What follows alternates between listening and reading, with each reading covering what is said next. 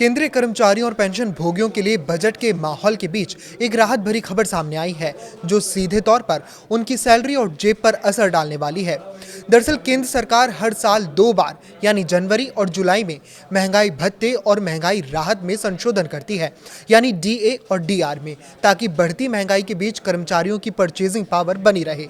जनवरी 2026 के लिए होने वाली इस बढ़ोतरी का रास्ता अब पूरी तरह साफ हो गया है, क्योंकि इसके लिए जिम्मेदार सबसे महत्वपूर्ण इनपुट यानी consumer price index for industrial workers का डेटा जारी कर दिया गया है।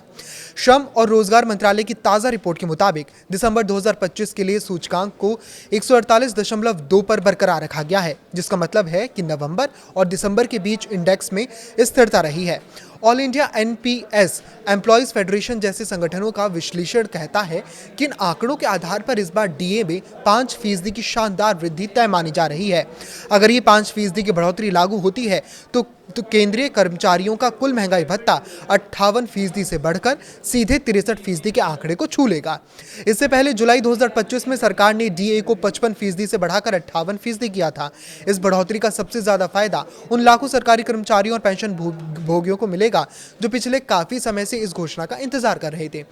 डीए कैलकुलेशन की प्रक्रिया को समझते हैं तो ये पूरी तरह से औद्योगिक श्रमिकों के लिए अखिल भारतीय उपभोक्ता मूल्य सूचकांक के पिछले 12 महीनों के औसत पर आधारित होती है।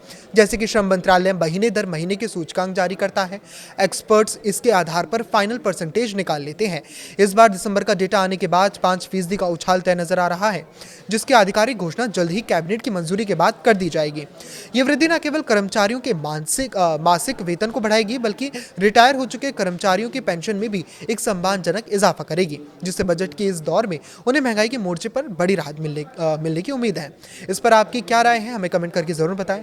लाइक करें, शेयर करें और इसी तरह जुड़े रहें। नमस्कार।